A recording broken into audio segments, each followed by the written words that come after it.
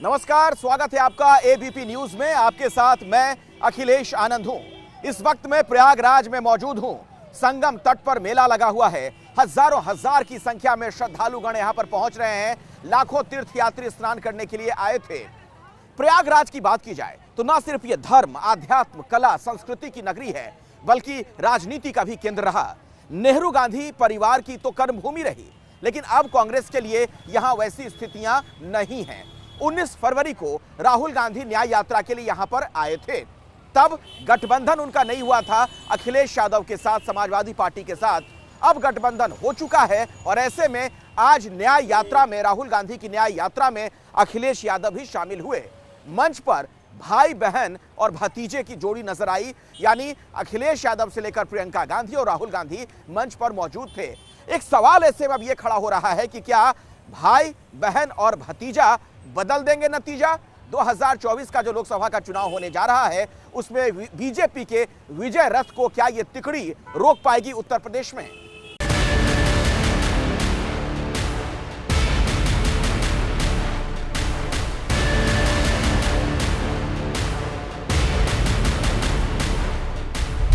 चौबीस घंटा इस देश में अन्याय होता है।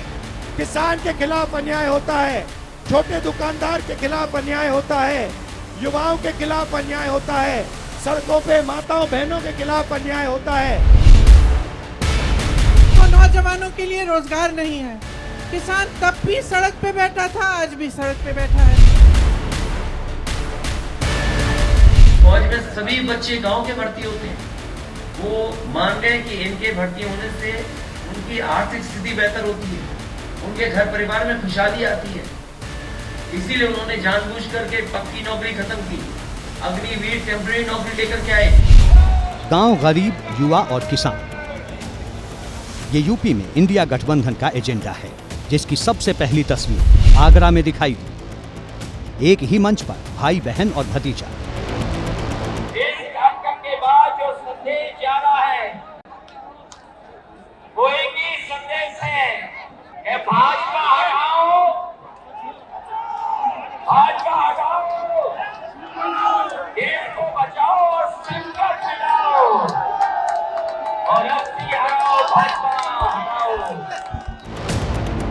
समाजवादी पार्टी के साथ कांग्रेस का गठजोड़ फाइनल होने के बाद ये पहली चुनावी सभा है जहां राहुल गांधी, प्रियंका गांधी वाड्रा और अखिलेश यादव एक साथ नजर आए। बीजेपी पर एक के बाद एक तूफानी अंदाज में प्रहार किए, गठबंधन की जीत का दावा किया, साथ ही एक अनसुलझा सा सवाल भी पीछे छोड़ दिया। वो सवाल ये कि क्या राहुल गांधी और अखिलेश यादव की सियासी जोड़ी 24 के चुनावी रंगमंच पर कमाल दिखा पाएगी या 2017 की तरह चुनावी विजय की फिनिशिंग लाइन से बहुत दूर रह जाएगी? ये सवाल इसलिए क्योंकि 2024 के सियासी कैनवस पर उभरी इस जोड़ी के चुनावी दावों से इतर उनका खुद का सियासी परफॉर्मेंस बहुत ज्यादा विश्वास नहीं जगाता। 2014 के लोकसभा चुनाव में यूपी में राहुल गांधी कांग्रेस का बड़ा चेहरा थे, लेकिन कांग्रेस पार्टी आरएलडी से गठबंधन के बावजूद सिर्फ 2 सीटों पर सिमट गई। 2014 के लोकसभा चुनाव के वक्त अखिलेश यादव यूपी के मुख्यमंत्री थे, लेकिन समाजवादी पार्टी 5 सीटों से आगे नहीं बढ़ पाई। 2017 के लोकसभा चुनाव में कांग्रेस और समाजवादी पार्टी ने गठबंधन में चुनाव लड़ा, लेकिन दोनों पार्टियां 54 सीटों पर सिमट गई। 2019 के लोकसभा चुनाव और 2022 के विधानसभा चुनाव में प्रियंका गांधी ने कांग्रेस के लिए जमकर प्रचार किया। बावजूद इसके लोकसभा चुनाव में कांग्रेस 1 सीट, जबकि विधानसभा चुनाव में सिर्फ 2 सीटों पर सिमट गई। हालांकि इसमें कोई दो राय नहीं कि राजनीति में तस्वीर बदलते देर नहीं लगती। समाजवादी पार्टी और कांग्रेस के नेताओं को भी यही उम्मीद है कि इस बार यूपी की तस्वीर बदलेगी और यूपी के 2 लड़कों की जोड़ी सीटों के लिहाज से सबसे बड़े सूबे में गठबंधन को फिनिश लाइन के पार तक पहुंचाएगी। इंडिया गठबंधन पूरी मजबूती के साथ और उत्तर प्रदेश में मिलकर के भारतीय जनता पार्टी को सभी सीटों पर हराएगा। किसान के साथ जो छलबाजी कर रहे हैं, ये किसान समझ रहा है, किसान बेवकूफ़ नहीं है। गन्ने का किसान हो, आलू का किसान हो, एमएसपी के ऊपर आप बात करने को तैयार नहीं हो। आंदोलन किसान कर रहा है, आप सुनने को तैयार नहीं। ये सब चीज़ें हैं, ये निश्चित रूप से जनता समझ रही है और जनता इसका जवाब चुनाव में देने का काम करेगी। समाजवादी पार्टी के साथ कांग्रेस की गठबंधन वाली डील फाइनल होने से दोनों पार्टियों के नेताओं का आत्मविश्वास बढ़ा हुआ है। दावा भी है कि यूपी में गठबंधन बीजेपी के विजय रथ को रोकेगा, लेकिन कैसे? गठबंधन में कांग्रेस के हिस्से में कुल 17 सीटें आई हैं। 2019 में इनमें से रायबरेली सीट कांग्रेस ने जीती। इसके अलावा फतेहपुर सीकरी, कानपुर और अमेठी में कांग्रेस दूसरे नंबर पर रही थी। यानी 17 में से 13 सीटों पर कांग्रेस का प्रदर्शन अच्छा नहीं रहा, जबकि समाजवादी पार्टी के हिस्से में कुल 63 सीटें हैं। 2019 में समाजवादी पार्टी को इनमें से 5 सीटों पर जीत मिली थी। 25 सीटों पर समाजवादी पार्टी दूसरे नंबर पर रही थी। हालांकि एक तथ्य ये भी है कि 2019 में समाजवादी पार्टी ने बीएसपी और आरएलडी के साथ मिलकर चुनाव लड़ा था। ऐसे में खराब प्रदर्शन के कॉलम में नजर आ रही ज्यादातर सीटें या तो बीएसपी की रहीं या फिर आरएलडी की। लेकिन फिर भी गठबंधन के सामने चुनौती कम नहीं, क्योंकि अब चुनाव में ज्यादा वक्त नहीं बचा। ऐसे में कांग्रेस और समाजवादी पार्टी को तेजी से जमीनी स्तर पर अपनी स्थिति मजबूत करनी होगी। गठबंधन के सामने एक चुनौती ये भी है कि बीजेपी पहले ही पूरे यूपी में गठबंधन के खिलाफ माहौल बनाना शुरू कर चुकी है। इंडी गठबंधन द्वारा यूपी के नौजवानों का पान कोई नहीं भूलेगा। गौर परिवारवादियों की यही असलियत होती है। परिवारवादी युवा हमेशा परिवारवादी युवा शक्ति से डरते हैं, युवा टैलेंट से डरते हैं। इनको वही लोग पसंद आते हैं जो उनकी दिन रात जय जयकार करते रहे। प्रधानमंत्री मोदी का ये बयान 23 फरवरी का है, जबकि 21 फरवरी को समाजवादी पार्टी और कांग्रेस के बीच गठबंधन वाली डील फाइनल हुई थी। साफ है कि गठबंधन को शिकस्त देने के प्लान पर बीजेपी कितना आगे बढ़ चुकी है, जबकि यूपी में इंडिया गठबंधन के नेता अब जाकर एक मंच पर नजर आए। आगरा में जो इंडिया गठबंधन की एकता नजर आई, उससे जाहिर तौर पर इंडिया गठबंधन में खुशी की लहर दौड़ गई है। एक साथ एक मंच पर राहुल गांधी और अखिलेश यादव नजर आते हैं। ये इस गठबंधन के लिए एक सकारात्मक संदेश है, कम से कम उस हालात में जबकि लगातार गठबंधन के साथी बिछड़ रहे थे और उन्हें झटके पर झटका लग रहा था। लेकिन सवाल यह है कि ये कब तक साथ रह पाएंगे और इसका हासिल क्या होगा। जयराम रमेश तो ये कह रहे हैं कि 14 और 15 मार्च को दरअसल एक संयुक्त रैली होने वाली है इंडिया गठबंधन के लोगों की। यानी ये जो सिलसिला शुरू हुआ है ये बहुत दूर तक जाने वाला है। लेकिन जयंत चौधरी का उत्तर प्रदेश में इंडिया गठबंधन से अलग हो जाना, एनडीए के पाले में चले जाना एक तनाव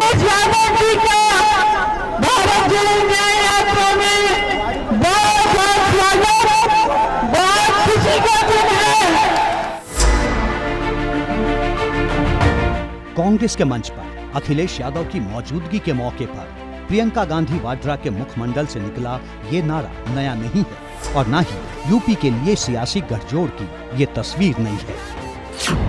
सोचो इस देश का किसान दुखी हो, नौजवान के सपने तोड़े जा रहे हो, नौजवान का भविष्य न हो, उनके हाथ में नौकरी और रोजगार न हो। खबरें ये भी आ रही हैं कि नौजवान अपनी डिग्री जला करके आत्महत्या कर रहा है। ऐसी परिस्थितियों में और जब उत्तर प्रदेश में सबसे ज्यादा भर्ती होनी चाहिए थी लेकिन नौकरियां नहीं मिली, रोजगार नहीं मिला।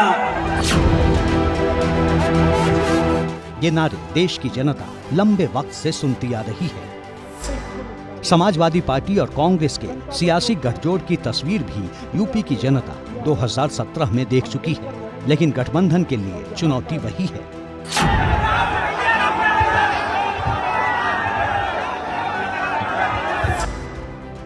गठबंधन के सामने सबसे बड़ी चुनौती बीजेपी है, जो पहले ही गांव-गांव, डगर-डगर चुनावी अभियान के जरिए जन जन तक पहुंचने के मिशन पर है। तो भारत रत्न वाले मास्टर स्ट्रोक से बीजेपी जयंत चौधरी का हृदय परिवर्तन कर इंडिया गठबंधन को बड़ा झटका दे चुकी है, जिसकी झुंझलाहट अब तक इंडिया गठबंधन के नेताओं के बयानों में दिखाई दे रही है। जयंत चौधरी ने जो निर्णय लिया, आज किसान गोली खा रहा है, आंसू गैस के गोले किसान मर गए, उन किसानों की सही उनकी लाशों पर आज जो है खड़े होकर जयंत चौधरी ने भारतीय जनता पार्टी को समर्थन किया है। इंडिया गठबंधन की इस झुंझलाहट को जयंत चौधरी ने ये कहकर और बढ़ा दिया है कि वो अब विपक्षी गठबंधन के साथ नहीं है, लेकिन वो एनडीए में कब शामिल होंगे, कितनी और किन सीटों पर चुनाव लड़ेंगे, ये तस्वीर अभी तक साफ नहीं है। आपने पूछा कि क्या कारण है, इंडिया से हम क्यों बदले, आगे हम क्या करना चाहते हैं, कितनी सीट पे हम लड़ेंगे, ये सारी बात तब तय। राहुल गांधी पश्चिमी उत्तर प्रदेश में न्याय यात्रा पर हैं। मथुरा की सीट किस कोटे में रहेगी? गठबंधन में जाएगी या मथुरा वासियों के साथ रहेगी।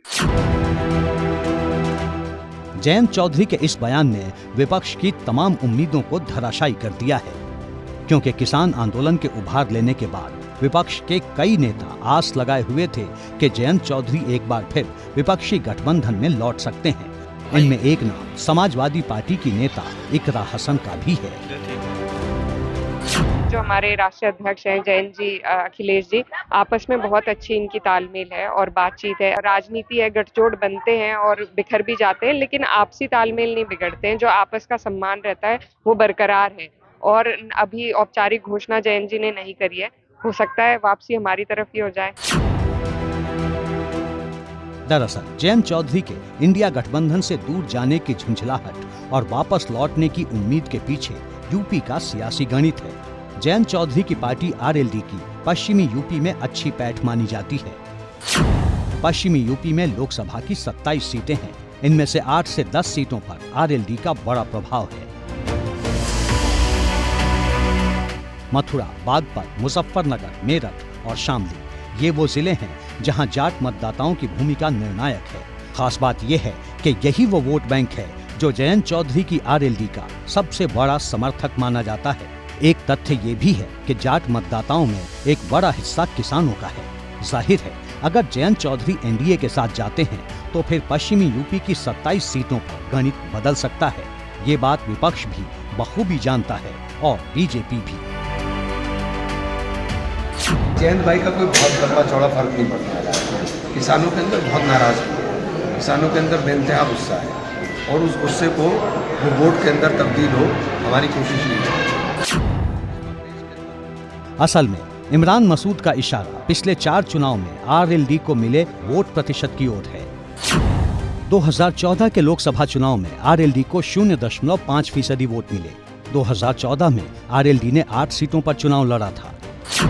2019 में आरएलडी को 1.7% वोट मिले, तब आरएलडी ने 3 सीटों पर चुनाव लड़ा था। अगर विधानसभा चुनाव की बात करें तो 2017 में आरएलडी को 1.78% वोट मिले और 2017 में आरएलडी ने 277 सीटों पर चुनाव लड़ा था। जबकि 2022 के विधानसभा चुनाव में आरएलडी को 2.85% वोट मिले और तब आरएलडी ने 33 विधानसभा सीटों पर चुनाव लड़ा। इस लिहाज से देखें तो आरएलडी भले ही बड़ी सियासी ताकत नजर नहीं आती, लेकिन इस बात से इनकार नहीं किया जा सकता कि पश्चिमी यूपी में जयंत चौधरी का चेहरा और जाट वोटों पर आरएलडी की पकड़ जीत और हार का गणित बदल सकती है और यूपी में विपक्ष की असली टेंशन अब यही है।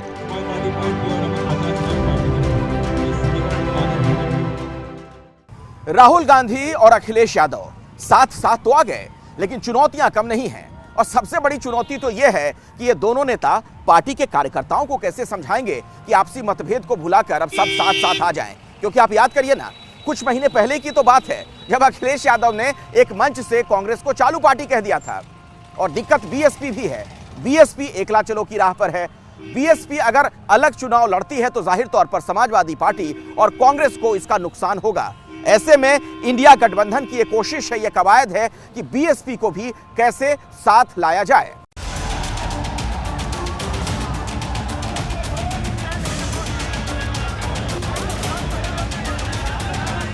इंडिया गठबंधन ने, कांग्रेस पार्टी ने कहा है जैसे ही हमारी सरकार आई हिंदुस्तान के किसानों को हम लीगल एमएसपी दिलवा देंगे, 1 मिनट नहीं लगेगा। आगरा की धरती से राहुल गांधी का ये ऐलान ऐसे वक्त में हुआ है जब किसान आंदोलन चरम पर है और पश्चिमी यूपी या फिर यूं कहें कि जाटलैंड में मजबूत पकड़ रखने वाले जयंत चौधरी विपक्षी एकता से मुंह मोड़ चुके हैं।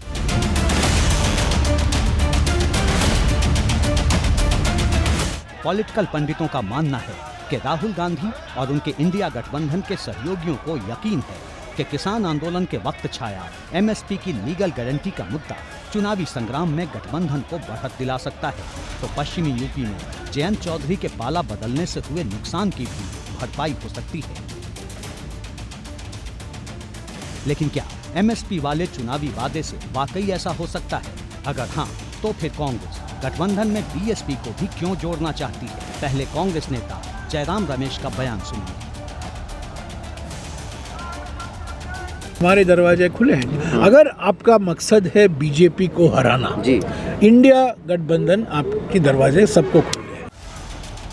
याद कीजिए, कांग्रेस से गठबंधन के सवाल पर बीएसपी अध्यक्ष मायावती एक बार नहीं बल्कि कई बार मना कर चुकी हैं और बता चुकी हैं कि कांग्रेस के नेतृत्व वाले इंडिया गठबंधन का हिस्सा नहीं बनेंगे। बावजूद इसके कांग्रेस बीएसपी के लिए दरवाजे खुले होने की बात कह रही है, तो इसके पीछे वजह जरूर बड़ी होगी।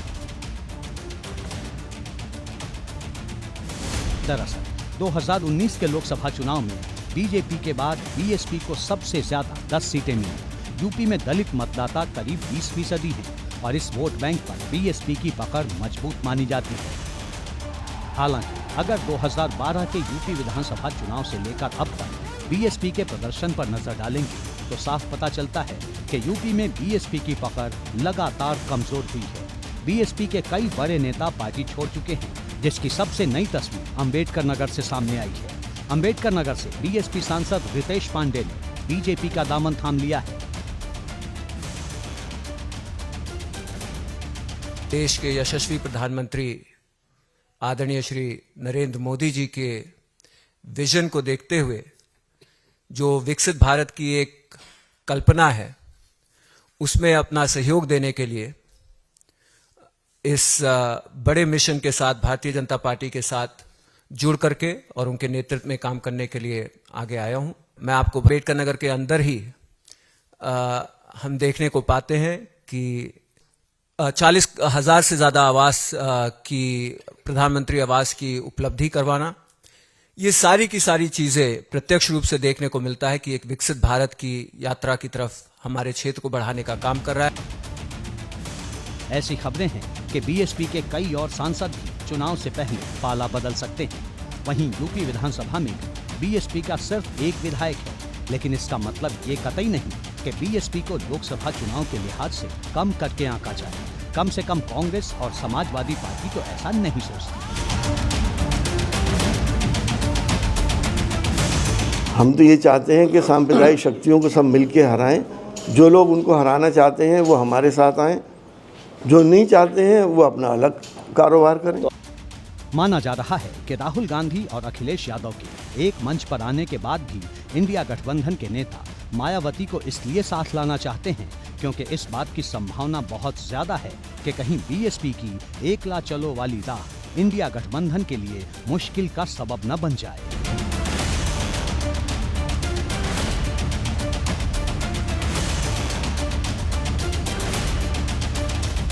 जैसे ही घड़ी का काटा दोपहर 2:30 पे आए, बबीता जी का दिल सास बहू साजिश के लिए मचल जाए।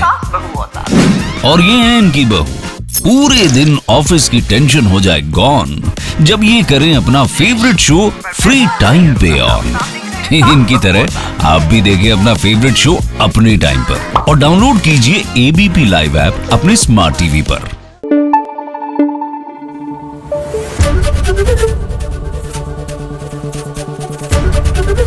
एबीपी न्यूज आपको रखे आगे।